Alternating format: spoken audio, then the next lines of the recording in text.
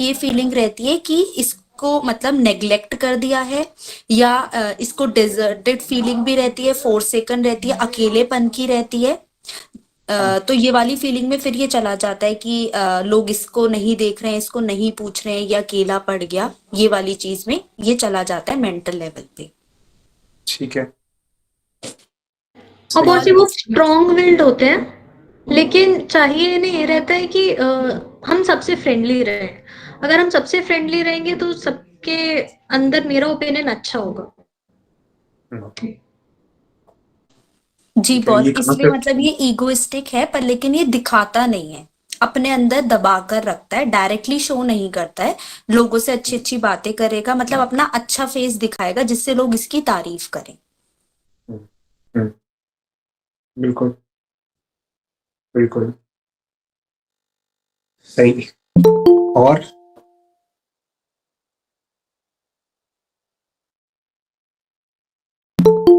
और बॉस एक nervous disorder है, टॉरेट सिंड्रोम करके है, तो उसमें भी इस मेडिसिन को हम यूज करते हैं। कहाँ से पढ़ा ये चीज? बॉस ये हमें क्लिनिक में, मतलब हमारे सीनियर ने, उन्होंने पढ़ाया था बॉस लोग ने। ठीक है, टॉरेट सिंड्रोम में क्या होता है वो? बॉस नर्वस डिसऑर्डर होता है, इसमें रिपीटेटिव मूवमेंट्स होते हैं। रिपीटेटिव मूवमेंट्स होता है, बिल्कुल। जिनको नहीं पता है वो एक बार पढ़ना टॉरेट सिंड्रोम। ठीक है, सही है। स्पीड ऑफ एक्शन में एक इसका पार्ट ये भी है, बिल्कुल। और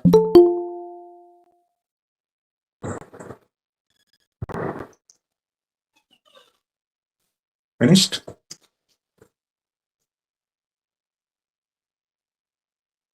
कोई और? चलें आगे।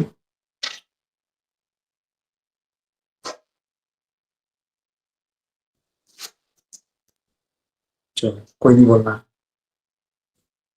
पैलेडियम जितना आप लोग बोल रहे हो सब सही है, कुछ भी गलत नहीं है। पर मैं तो पढ़ाने आया हूँ तो कुछ तो बोलूंगा, पर तो लगाऊंगे। तो आ, जितना आप लोग बोल रहे हो सारा कुछ सही है। अब मैं चलो एक सवाल पूछता हूँ बिफोर के हम पैलेडियम पढ़ें। देखो, एक एक अपने ग्रुप पे एक डॉक्टर मनीष ने भी एक चीज लिखी थी कि they are sweet like staph and egoistic like Platina.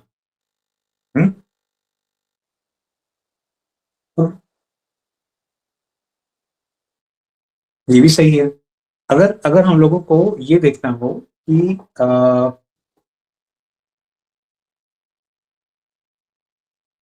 आप लोग उसको डिल्यूजन नेग्लेक्टेड में बोल रहे हो, चलो मैं पहले पढ़ाना शुरू करता हूँ। अगर आपको ये पढ़नी है पैलेडियम, कोई कई चीजें आप लोगों ने सही बोली, कई चीजें बोली वो शायद पढ़ी हैं, उसके आगे का नहीं। मैं सिर्फ इतना करूंगा, एक बार फिर से चीजों को बोलूंगा, और उसमें जहां मुझे लगेगा कि एक फाइन लाइन खींचने की जरूरत है वहां खींच दूंगा, अदरवाइज लगभग लगभग आप लोग सही बोल रहे हो। पैलेडियम का यूज क्या है लाइफ में? पैलेडियम कहीं यूज होता है? यूरिन कंप्लेंट्स में, थेरेप्यूटिक। और हमारी जनरल लाइफ में?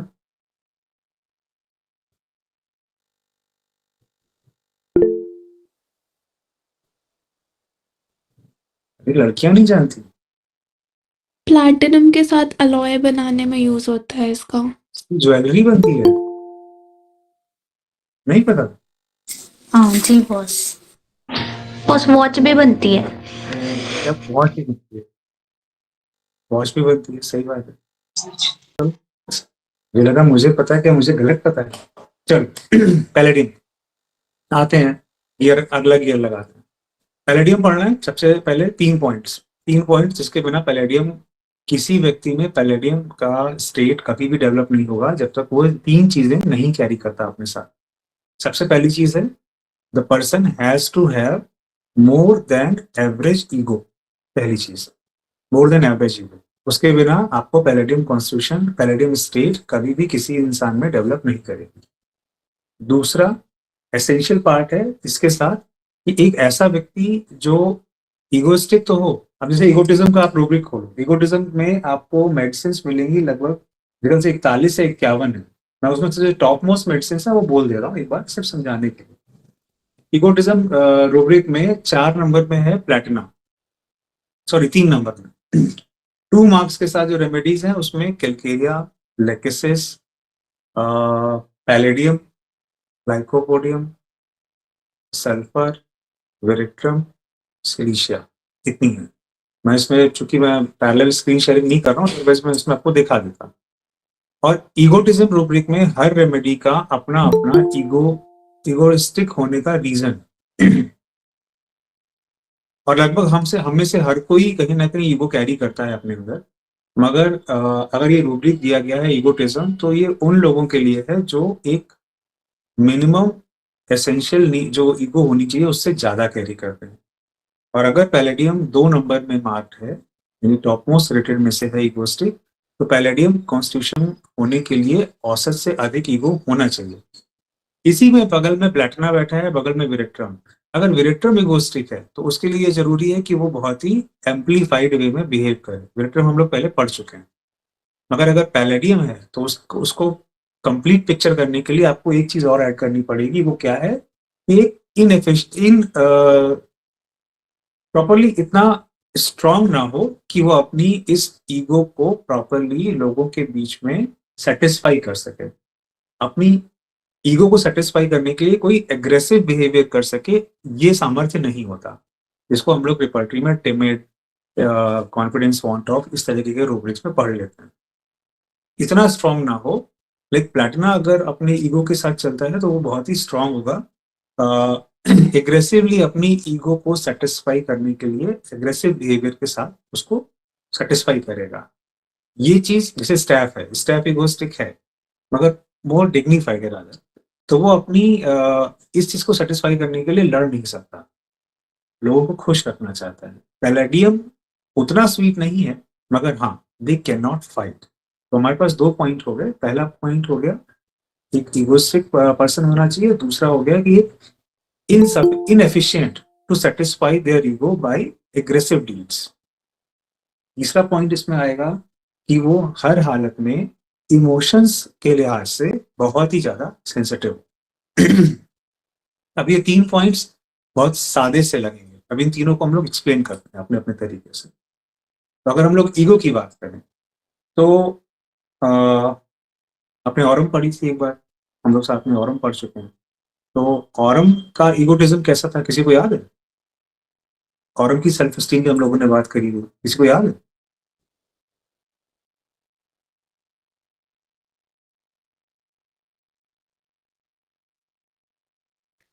बॉस I'm औरम को लगता है कि वो सबसे बेस्ट है और वो इसीलिए कभी किसी को कन्फ्रंट नहीं करता है, तो वो हमेशा सबसे पहले ही बैकफुट कर लेता है। Aurum has a feeling that I am much efficient and superior than others, मगर इस फीलिंग में कोई खोखलापन नहीं, इस फीलिंग में कोई खोखलापन नहीं है। तो खोखलापन नहीं है तो उसका डंका नहीं पीटते, बल्कि वो ये मान के चलते हैं कि I am better than others and I am sufficient and मुझे तो ये करना ही है। और जब वो नहीं कर पाते तब उनके अंदर ये फेलियर वाली फीलिंग आती है, विद द सेंस ऑफ कि मैं तो ये कर ही लेता, मैं नहीं कर पाया। तो उनके अंदर एक सेल्फ रिप्रोच डेवलप होता है कि मैं ये कैसे नहीं कर पाया। उसमें ग्रेविटी है कैरेक्टर में, तो इसलिए वो थोड़ा सा एक सामर्थ्य की भावना होती है कि हम समर्थ हैं, सॉरी, ये फीलिंग होती है अगर आई एम कैपेबल ऑफ। यहाँ आपको डिल्यूजन इस तरह के नहीं मिलेंगे कि वो बहुत सामर्थ्य वाले हैं ना, उनमें ये मिलेगा आपको पैलेडियम इस मामले में खोखला है, ईगो तो है मगर they are not that good. उनके अंदर एक बिलीव वाली ये हो कि मुझे आता है मगर वो उसके लिए लड़ नहीं पाते, वो सब्सटेंस नहीं होता कि वो किसी चीज के खिलाफ अपनी ईगो को सेटिस्फाई कर सके। तो अब यहाँ होता क्या, एक ये फीलिंग होती है कि that I am special but not sufficient, I am special, और इस डिल्यूजन को वो कहीं ना कहीं कैश होते हुए देखना चाहते हैं, संतुष्ट होते हुए देखना चाहते हैं। और जब ये नहीं होता तो उनका इसमें वो कैसे किस तरीके से सेटिस्फाई होता है, ये सेटिस्फाई इस तरह से होता है कि लोग आके उनकी तारीफ करें, जिससे आपने हर जगह पैलेडियम पढ़ना शुरू किया होगा। तो पहला वर्ड आपको मिलता है डिल्यूजन appreciated not, या want to be appreciated, या forsaken feeling, या neglected, या criticized, इस तरह के शब्द मिलेंगे।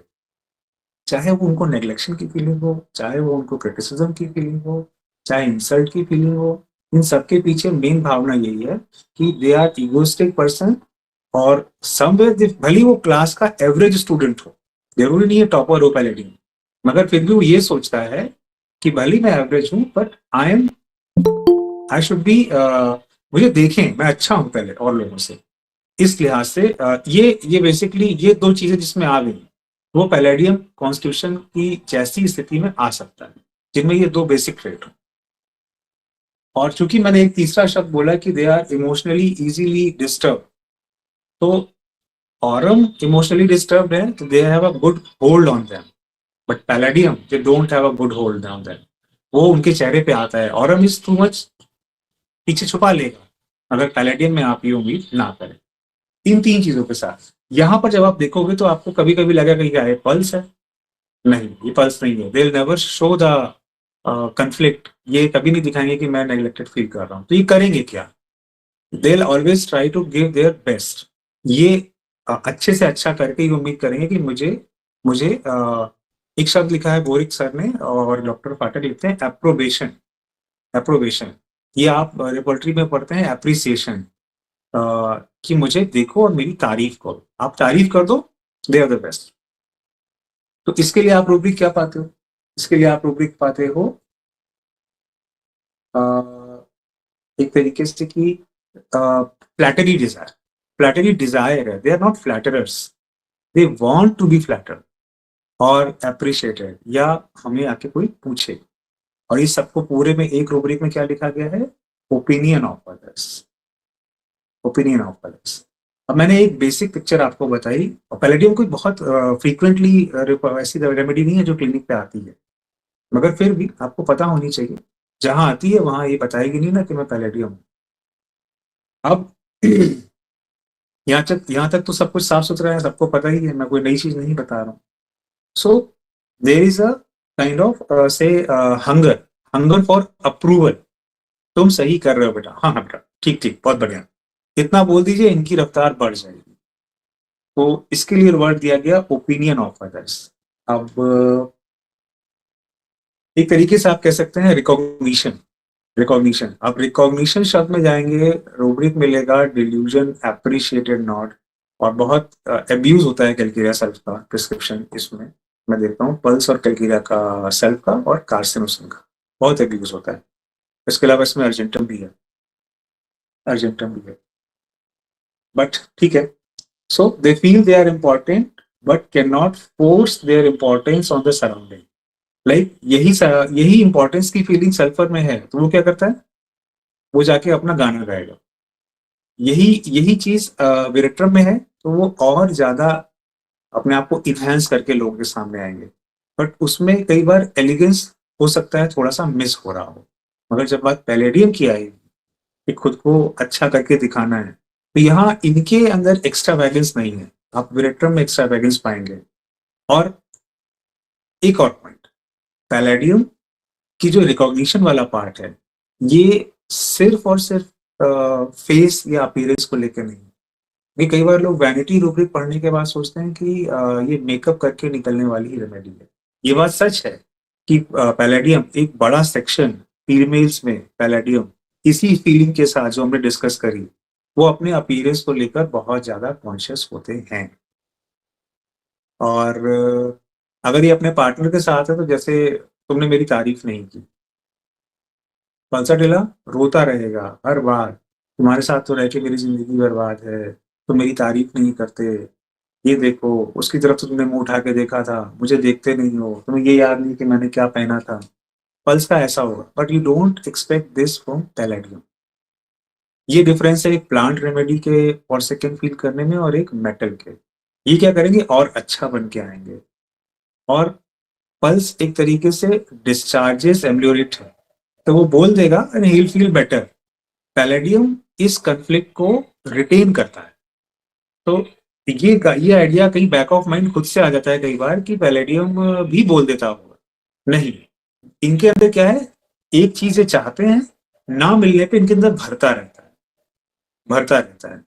और ये कोई ऐसा बिहेवियर नहीं करेंगे जिसके चलते इनका वो चीज फटाक से बाहर आए, because they are too conscious कि लोगों का ओपिनियन क्या है। जैसे opinion of others longing for good, एक इसका मैं आपको रूब्रिक दिखाता हूँ, आप पढ़ोगे तो आपको मिलेगा कि इनको इस चीज से बहुत फर्क पड़ता है कि कोई अगर पार्टी में है और इनको देख के हंस तो नहीं रहा है, क्योंकि अगर ये सैड हो गए, डिसअपॉइंट हो गए, या इनके अंदर चेहरे पे हारने का भाव आ गया और लोगों ने देख लिया, तो उस चीज का इनके ऊपर बहुत प्रभाव पड़ता है। तो भले ही एक फेक ही क्यों ना हो, मगर एक sense of that I am something, उसके चलते ये अपना वो बिटरनेस कभी बाहर नहीं आने देते। दैट इज द पॉइंट जहां पर इसकी पिछली सारी फीलिंग बहुत सी रेमेडीज से इसको अलग कर लेती है। या आप ये कह सकते हैं कि कैलकेरिया सल्फ, पल्साडिला से अलग ये मेटल पार्ट में आ जाता है। परफॉर्मर बनने का जो पार्ट है वो यहां से आ जाता है, औरों में ऐसा नहीं है। नाउ नेक्स्ट पार्ट, अब आप देखते हैं जैसे कि इसकी पैथोलॉजीज है। मैं इसी फीलिंग के साथ पैरेलल इसकी पैथोलॉजी ऐड कर देता हूँ। एक पैथोलॉजी है, आपने इसमें बोला ओवरी, तो ओवरी में स्पेशली इसके लिए कहा गया है कि बड़े बड़े सिस्ट या ट्यूमर्स के लिए कहीं ना कहीं पैलेडियम को इंडिकेट किया गया है, और स्पेशली राइट साइड की सेक्सुअल ऑर्गन्स, अभी बोला ना शुरुआत में बच्चों ने, राइट साइड की ओवरीज में specially if they are enlarge, hypertrophied या स्वॉलन, एक शब्द लिखा गया उफराइटिस, उनमें कहीं ना कहीं इसको दिया गया है। तो इतना लार्ज हो जाना, बड़ी सिस्ट बन जाना, इतने फ्लूइड एक्युमुलेशन होना, ये कहीं ना कहीं उससे ही संबंधित है, उस भावना के इक्वलेंट है ये फिजिकल पैथोलॉजी। ये आप कह सकते हैं पैलेडियम के रेफरेंस में। भाई ये हो गया। सो एक दो रूब्रिक्स में बोलता हूँ, आपको समझ में आएगा कि इनके अंदर सेंस ऑफ एम्बैरेसमेंट है जो कि उतना पल्स में नहीं है। Pulse can cry for all the dissatisfaction they have, but palladium not. Palladium के लिए एक रूब्रिक है जैसे fear of being talked about, मेरे विषय में लोग बात ना करें।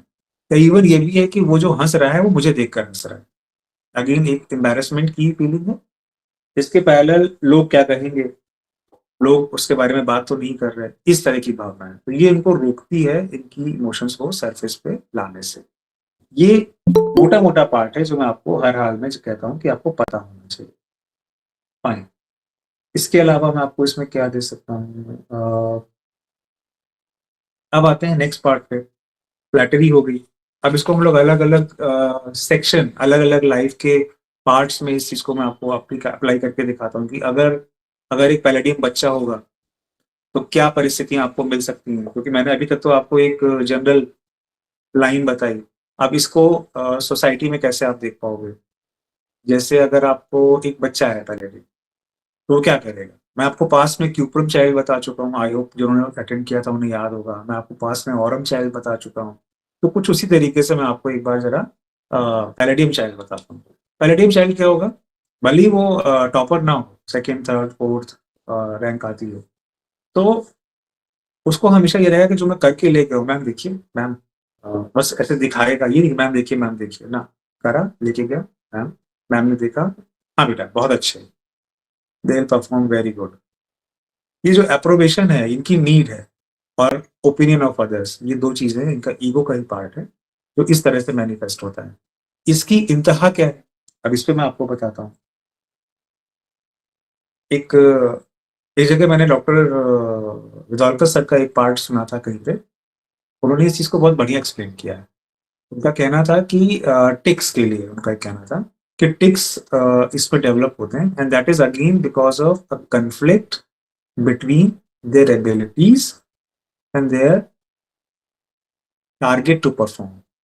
और वो टारगेट क्या है, उनकी टारगेट क्या है परफॉर्मेंस में, एबिलिटीज तो जो है सो है, टारगेट ये है कि जहां पे मुझे लोग देख लें, लोगों में मेरे बारे में एक अच्छी राय कायम हो जाए।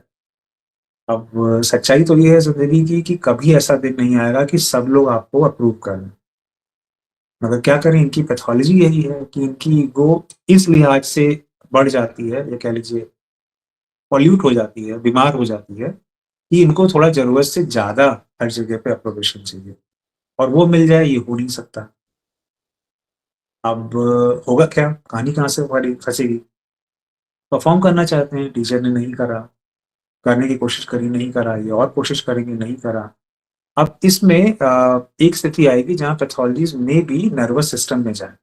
उसमें एक पैथोलॉजी डेवलप कर सकते हैं टिक्स, और जो ये आप वर्ड यूज कर रहे हैं टोरेट सिंड्रोम, टोरेट सिंड्रोम में क्या होता है, आपको ऐसा लगेगा जैसे आप हिचकी देखते हैं, हिचकी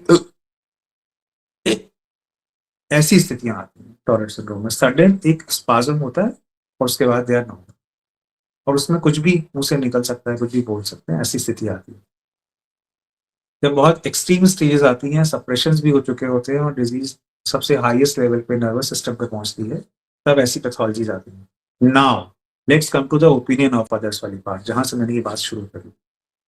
अगर पैलेडियम चाइल्ड है या पैलेडियम इंडिविजुअल है, तो उसे कभी भी इस तरह की टोरेट सिंड्रोम वाले सिम्टम्स सोसाइटी में नहीं है, लोगों के बीच नहीं आएंगे, because they are so much pathologically diseased, और कह लो कि कंसर्न कि कोई चीज सबके सामने हुई तो मेरी बेइज्जती, एम्बैरेसमेंट होगा, उतनी देर उनको कुछ नहीं होगा। And the moment they will come back to home, then the spasm comes too much.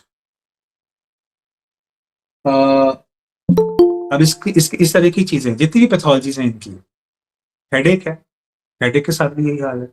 एक रूब्रिक लिखा हुआ है इनके लिए, head pain thinking ameliorate, thinking of it ameliorate. अब आप सोच सकते हो किसी को सर दर्द है और वो उसके बारे में सोचे और उसको उसमें आराम मिल जाए, मतलब ये कौन सी थ्योरी है? हेड पेन थिंकिंग, मतलब ये तो आपने एक रूब्रिक जरूर सुना होगा, थिंकिंग ऑफ कंप्लेंट्स एम्ब्यूरेट, वो एक अलग सेक्शन है और उसमें हर रेमेडी के होने का अलग कारण है। मगर पैलेडियम ऐसा अगर है तो उसकी वजह उसका अप्रूवल, सोसाइटी में कोई बैड इमेज ना क्रिएट हो। आप सोचिए कितना बीमार होगा जो अपने इनवॉलंटरी मूवमेंट्स को भी रोक ले, ये कहिए रोक नहीं ले, हो ही ना, subconsciously they are so much diseased. एक रूब्रिक और है, company desire for and alone aggravate. तो ये जो रूब्रिक है ये पल्स नहीं है, सेंस ऑफ अलोननेस नहीं है। ये इसलिए है कि जब तक लोगों के साथ चाहते हैं, जब तक साथ हैं ठीक है, अकेले हो जाएंगे तो प्रॉब्लम है। इस चीज को मेरे ख्याल से मैंने किसी ऑथर में पढ़ा था, बहुत बढ़िया, ये मिला मुझे, डॉक्टर फाटक का ही है, फाटक नहीं बोलना चाहिए, पाठक है बेसिकली, अंग्रेजी में उसका नाम ही खराब कर दिया। कीप्स अप ब्राइटली इन कंपनी, मच एग्जॉस्टेड आफ्टरवर्ड्स। ये बेसिकली वही चीज है जो मैं आपसे अभी टोरेट सिंड्रोम में बता रहा हूँ, हेड पेन में बता रहा हूँ, ये इस लिहाज से। तो यहाँ भी फ्लेवर वही है, फर्क नहीं है। और आगे चले तो जेनाइटल्स में मैंने बोला, और पैथोलॉजीज कोई भी आ रही है तो उनका संबंध आपकी मानसिकता से होता है, जरूर होता है, काफी हद तक होता है। अगर पैलेडियम सबसे ज्यादा ओवरी, राइट ओवरी या जेनाइटल्स पे काम करता है या फिर नर्वस सिस्टम पे काम करता है, दोनों को कहीं ना कहीं मैं जस्टिफाई कर पा रहा हूँ शायद कि ऐसा क्यों है, और इतना ज्यादा पेंटअप होंगे तो इसलिए ओवरी भी उतनी बड़ी। राइट साइडेड है, खैर उसका अपना reason, maximum pathology right sided. तो बच्चा स्कूल में गया, मैंने उसका एग्जाम्पल दिया, एक लेडी, अच्छा बच्चे का स्कूल चेंज हो जाए, अगर बच्चे का स्कूल चेंज हो जाए तो उसके लिए सब चीज शुरू से करनी है सारे टीचर्स के सामने, तो इसलिए पैलेडियम क्यों डिजीज होगा, क्यों उसकी डिजीजेस एलिवेट करेंगी, वो आप समझ सकते हैं। इवन फ्रॉम इंसल्ट में पैलेडियम। एक ऑथर लिखते हैं कि they are the subjects who will feel slighted readily, slighted, SLIGHTED,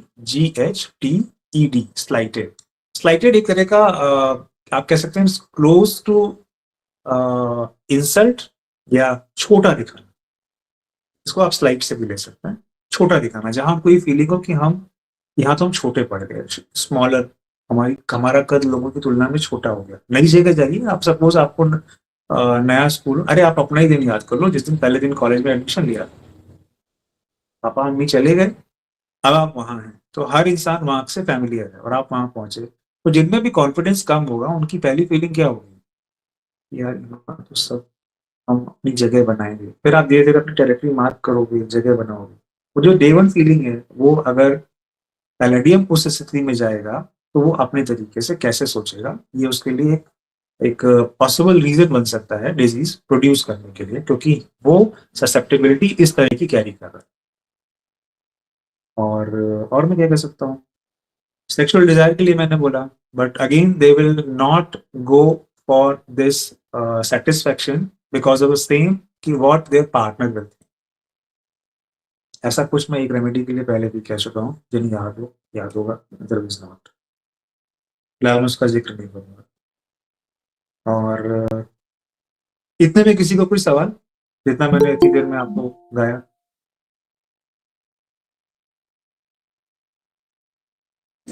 boss इसका थर्मल कहीं नहीं दिया, अगर आपको थर्मल पता हो तो आप बता दीजिए।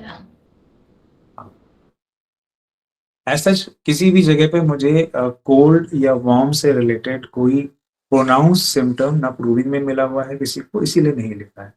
मैं एक चीज बोलता हूँ, इसको भी याद रखना कि thermal is used for prescription, that is true. एक ऐसा पार्ट है जो मोस्टली एक इंसान जब आता है तो उसमें कहीं ना कहीं डेवलप हुआ होता है, बट बुरा नहीं महसूस करना, बट ये काम मैंने भी बहुत किया है, और एक समय के बाद मैं इस कंक्लूजन पे आया हूँ कि थर्मल अगर रिमार्केबल मिले तो लो, नहीं मिले तो ये कोई फ्रेम नहीं कभी रखना कि मुझे थर्मल को सम हाउ एडजस्ट करके ही दवा देनी। Never, always prescribe on whatever is pronounce.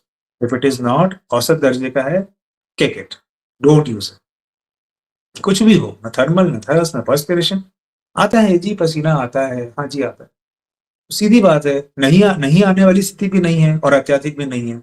Maximum इतना पूछ सकते हो, ऑर्डर है, नहीं है, बस बात कर। कपड़े कटते हैं, नहीं कटते। किसी हिस्से में ज्यादा आता हो, नहीं आता है। किसी टाइम ज्यादा आता हो, नहीं आता है, फिनिश्ड। जब तक कोई चीज प्रोनाउंस ना हो उसे कभी मत लेना। और पैलेडियम में प्रोनाउंसली कभी भी कोई टेम्परेचर वेरिएशन पे ना तो एग्रावेशन मिले हैं, ना एम्ब्योरेशन, और ना ही टॉलरेंस को लेकर कोई बात आई है। कुछ सिंपल। और कोई सवाल किसी को? मैंने इतने में लंबा आंसर दे दिया। देखो डॉक्टर मनीष ने एक अच्छा रूब्रिक डाला है, conversation, party, concert, ameliorate and aggravate after. ये ग्रुप में डाला है, आप लोग बाद में देखना, डॉक्टर मनीष हैं इलाहाबाद से, उन्होंने डाला। और किसी का कोई सवाल?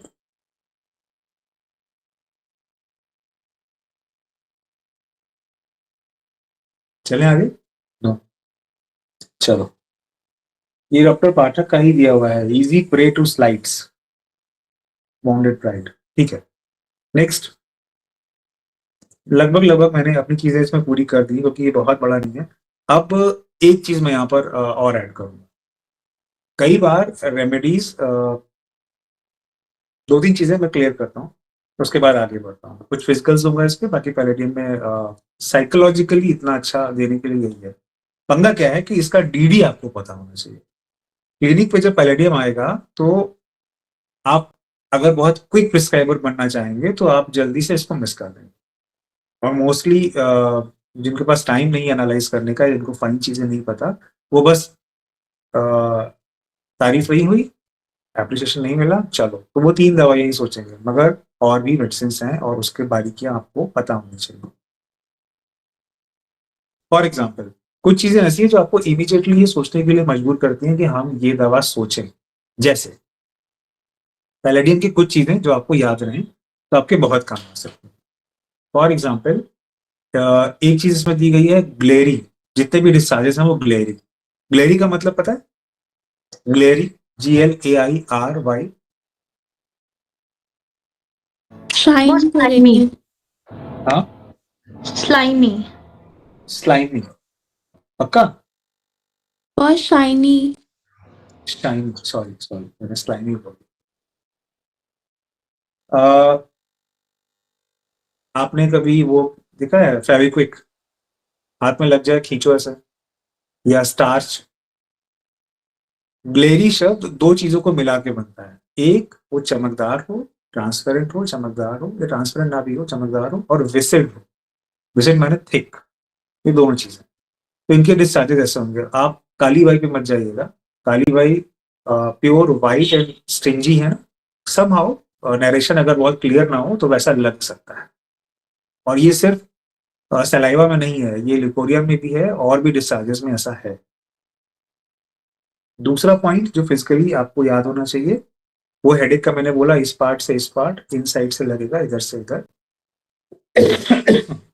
पेन का एक्सटेंशन बहुत काम आता है किसी भी केस में। याद आप नहीं रखोगे तो ये आप उम्मीद मत कीजिए कि आपका प्रिस्क्रिप्शन कंप्लीट है, हर बार साइकी काम नहीं आती।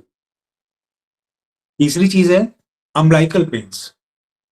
अम्बलाइकल पेन्स, पेट के पेन्स, बेसिकली जेनेटल्स के आप कह सकते हो, उसकी वजह से अम्बलाइकल पेन होंगे। पैथोलॉजीज भले ही वो प्रोलैप्स के ला रहे हो, किसी के भी ला रहे हो, मगर अगर पेन अम्बलाइकस से एक्सटेंड करता है towards breast, then you can think of palladium. इन चीजों में अगर आपको स्ट्रेंथ मिले, कंसिस्टेंसी मिले, तो इसको जरूर लीजिए, ये काम है। एक रूब्रिक है menses while nursing. Menses while nursing,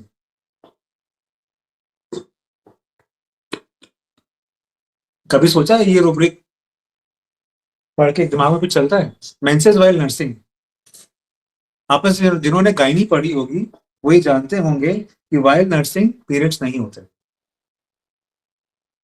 क्योंकि एक हार्मोन है, कौन सा है, जिससे गैलेक्टोरिया होता है, इसकी प्रोलैक्टिन। प्रोलैक्टिन तब सिक्रीट होता है किसी लेडी में जब उसका मदरहुड ज्यादा अपने हाईएस्ट लेवल पे हो, बच्चे को फीड करना चाहती है, प्रोलैक्टिन रिलीज होता है और वो इनहिबिट करता है पीरियड्स को, इतना आपने गायनी में पढ़ा हो। और किसी को अगर फीडिंग के टाइम पे भी पीरियड्स आ रहे हैं, पीरियड्स आना ये दिखाता है कि you are ready to reproduce a child. Sexual energy अगर ज्यादा है, एक्यूमुलेटेड है, देन ड्यूरिंग दैट फेज जब एक्चुअली आपको रिप्रोड्यूस नहीं करना चाहिए तब भी वो पीरियड्स होंगे, और उसमें भी स्पेसिफिक रूब्रिक है वाइल फीडिंग। तो ये अपने आप में दिखाता है कि इनकी सेक्सुअल एनर्जी कितनी ज्यादा है। अगेन द सेम थिंग जो हम पढ़ के आए पीछे। इसका अपोजिट एक एग्जांपल देता हूँ, बता चुका हूँ शायद, कि एक लेडी मेरे पास आई, इसकी मैरिज नहीं हुई थी, उसको गैलेक्टोरिया था। पिट्यूटरी में अगर कोई ट्यूमर ना हो, कोई ऐसी चीजें ना हो, सिर्फ फिजियोलॉजिकल हो, तो ऐसे हार्मोनल इम्बैलेंसेस को आपको हमेशा कंसिडर करना चाहिए, साइकी से जोड़ना चाहिए, कई बार वो क्लिक करता है। फिजिकल्स में और क्या है आपके पास? सबसे बढ़िया एक पॉइंट और है, पैलेडियम वार्ड्स में प्रिस्क्राइब होती है, वार्ड्स में, और अगर वार्ड्स की लोकेशन बहुत क्लियर हो तो आप उसको ले सकते हैं प्रिस्क्रिप्शन में। कभी भी किसी भी फिनोमिना को प्रिस्क्राइब करते वक्त उसको इंडिविजुअलाइज करिए, वो फिजिकल भी आपके काम पर। यानी अगर वार्ड्स हैं तो इनको हमेशा जो फिंगर के जॉइंट्स हैं, नकल्स हैं, वहां पर होते हैं। ये स्पेसिफिक है पैलेडियम का।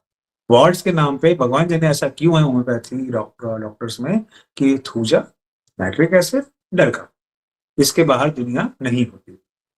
आप वार्ड्स पढ़ो, इतनी मेडिसिन हैं, और अगर आपको ये भी पता हो, लिख करके कॉपी बना दो वार्ड्स और उसमें सारे रूब्रिक लिख लो, then you have master this.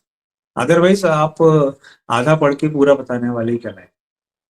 कोई भी फिजिकल पैथोलॉजी हो, जैसे आज शाम का एक केस है, मैं सिर्फ नरेट कर रहा हूँ अपनी इस अप्रोच को बताने के लिए। आज एक अंकल आए मेरे पास शाम का, मेरे पास थर्ड केस था, थर्ड लास्ट केस था, न्यू केस था। तो अंकल का कहना था कि मुझे सर्वाइकल का प्रॉब्लम, एमआरआई लाए थे, उसमें इतने सीरियस चेंजेस नहीं थे। उनका कहना था कि उनका पेन यहाँ से राइट साइड को जाता है। 2016, 2022, 23 में एक बार उनको ये एपिसोड्स हुए, पेन किलर खा के ठीक हो गए। Uncle was an army.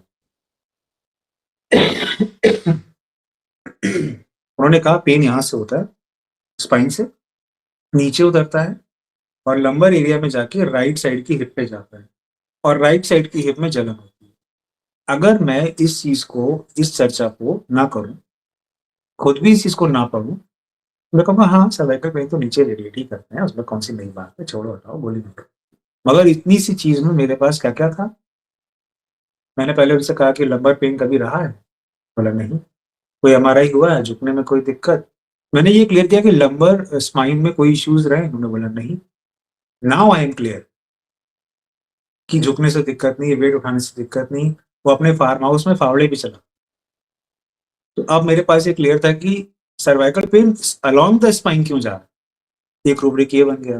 दूसरा बन गया कि बर्निंग पेन है, छूने पे गर्म नहीं है। और तीसरा उनका ये कहना था, जो चूंकि इतनी सीवियर पैथोलॉजी नहीं थी, उनका कहना था कि पिछले 5 दिनों से I am not feeling that alert. मुझे ऐसा लगता है जैसे कि मेरा 30% अवेयरनेस अलर्टनेस चली गई है। एंड सिंस 3 डेज मेरी राइट साइड की आई में मुझे लाइट के स्पार्क्स होते हैं, और वो एक्सटेंशन भी राइट साइड का था। अभी तक मैंने साइकी नहीं पूछी है, अंकल मुझे इतना दे चुके हैं। तो अगर आपके पास कोई पेशेंट आए, आपको पैथोलॉजी बताए, तो आप सर्वाइकल की दवा मनी स्पॉन्डिल नहीं देना हमें। उसमें इंडिविजुअलाइज करने के लिए बहुत कुछ है, उसको लिख लो, फिर उसका मेंटल भी पूछो, सब कुछ पूछो, मगर पागल मत हो जाओ साइकी के लिए, और ना पागल हो जाओ पैथोलॉजी के लिए। आपको हर जगह वेरिएशन देखना है कि आप में ऐसा क्या है जो सेम पैथोलॉजी के अन्य मरीजों में नहीं है। यही तो इंडिविजुअलाइजेशन है। ये कर लो। तो पैलेडियम की हिट हर बार वो बेचारी बन के आए, सॉरी एप्रिसिएशन सीकर अप्रोवेशन ढूंढ के आए, तुमको क्यों बताएगी अगर वो इतनी एम्बेरसमेंट फील करती है? तुमको पता ही नहीं चलेगा, क्योंकि वो तो इंट्रोवर्ट है। वेट्रम तो आती तुम्हारे पास क्लिनिक में दिखाएगी कि एकदम ये 6 कंगन पहने हैं, ये बड़े बड़े बाले पहने हैं। Palladium is with grace, appropriation की बात ही नहीं करेगी पहली मुलाकात में। कुछ फिजिकल्स मिले, तुम्हें उसमें ग्रेस दिखे, तुम उसके कुछ मॉडलिटीज पूछो, समझ आए, कमरा को बाहर भेजो क्योंकि तुमको डाउट है पैलेडियम में, अब पूछो, देन शी विल एक्सेप्ट। और तुम्हें थोड़ा बहुत फेस रीडिंग भी आनी चाहिए। तो पैलेडियम ऐसा तश्तरी में लग के नहीं है, आपको ऐसा सीबीआई वाला काम करना पड़ता है। कोई और सवाल किसी का?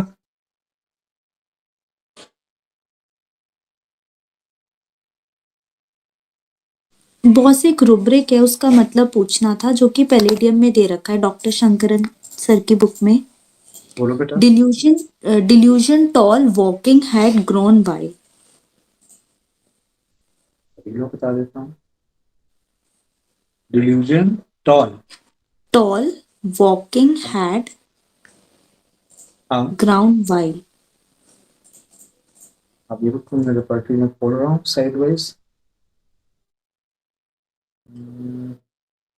सिंथेसिस में है या कंप्लीट में, बस इतना देखना है मुझे, क्योंकि थोड़ा लंबा रूब्रिक है, इससे मुझे खोलने में 2 मिनट लग रहे हैं।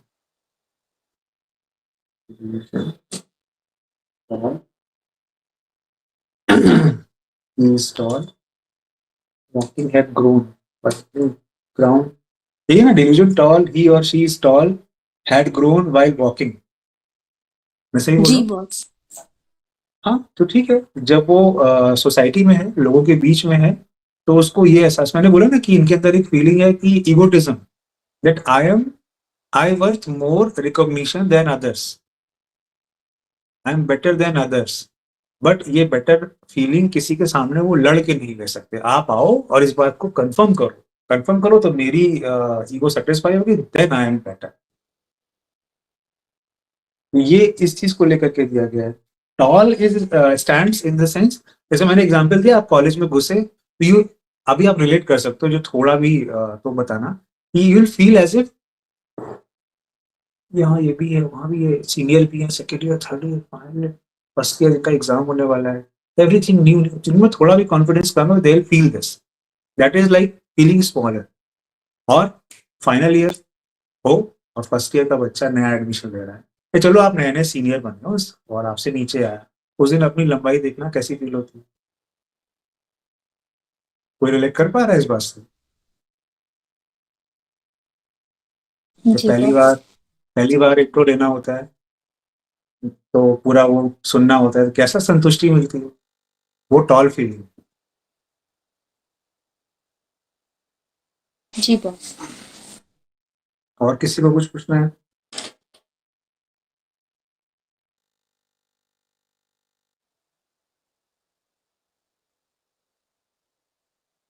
फिनिश्ड?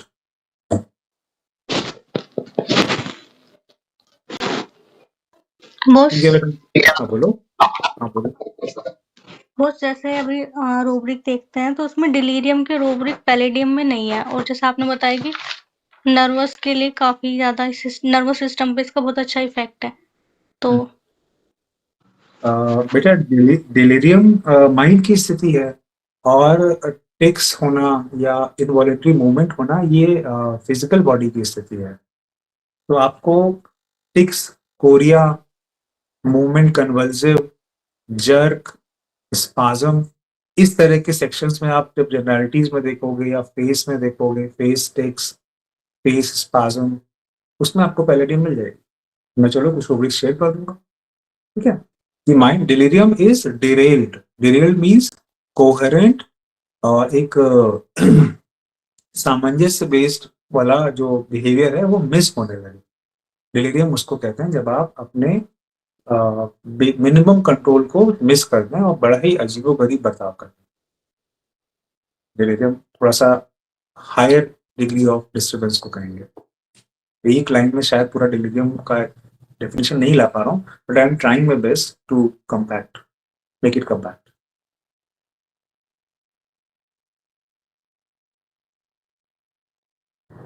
किसी को कुछ पूछना हुआ हो तो करे, तो उस पर अच्छा एक लाइन फाइनल फाइनल नहीं।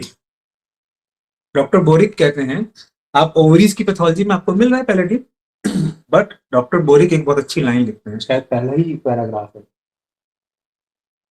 पैलेडियम के लिए कहते हैं an ovarian remedy produces the symptom complex of chronic oophoritis मगर useful where the parenchyma of the gland is not totally destroyed।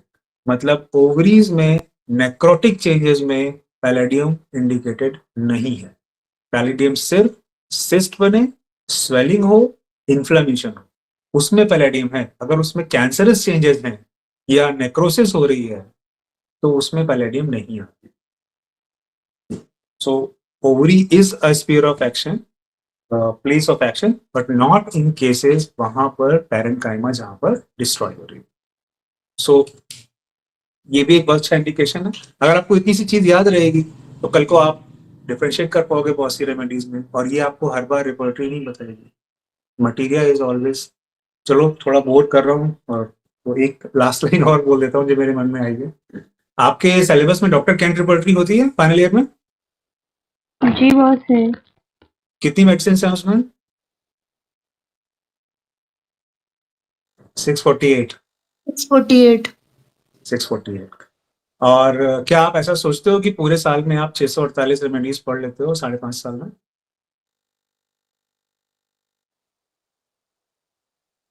नहीं। डॉक्टर केंट ने जो मेडिसिन लिखी हैं उनकी प्रूविंग सबसे ज्यादा जरूरी, बाकी जो बाद में आई हैं उनका उतना नहीं है। तो हमेशा जब पढ़ने चलो तो पॉलीक्रेस्ट, वो रेमेडीज जो डॉक्टर केंट रिपर्टरी में मेंशन है, इतना प्रयास करो कि वो तुम्हें जरूर आए, और ऐसे ही आए जैसे हमने पैलेडियम की बात करी। मतलब उसका ए और उसका सी और उसका डी, ऐसे आपको पैलेडियम नहीं आना, कोई रेमेडी नहीं आनी चाहिए। आपको आना चाहिए कि मतलब उसको फाड़। एंड ट्रस्ट मी, अगर तुमने ये चीज करी तो तुम्हारे थर्ड ईयर तक आते आते तुम्हारे बहुत पेशेंट निकालने लगे। ये बात मेरी लेट समझ में आई है। मैं डेस्परेटली वांट यू करो, क्योंकि अगर तुमने ये करा तो तुम्हारा कॉलेज खत्म होने के बाद तुम्हें सन्नाटा नहीं देखना पड़ेगा, रिजल्ट्स पहले आएंगे, तो तुम्हारा खुद इंटरेस्ट आएगा ये काम करने, और नहीं तो यू विल सी अल्टरनेटिव्स। ठीक है, चले। चलो जिनके एग्जाम में उनको best of luck. Bye bye, good night.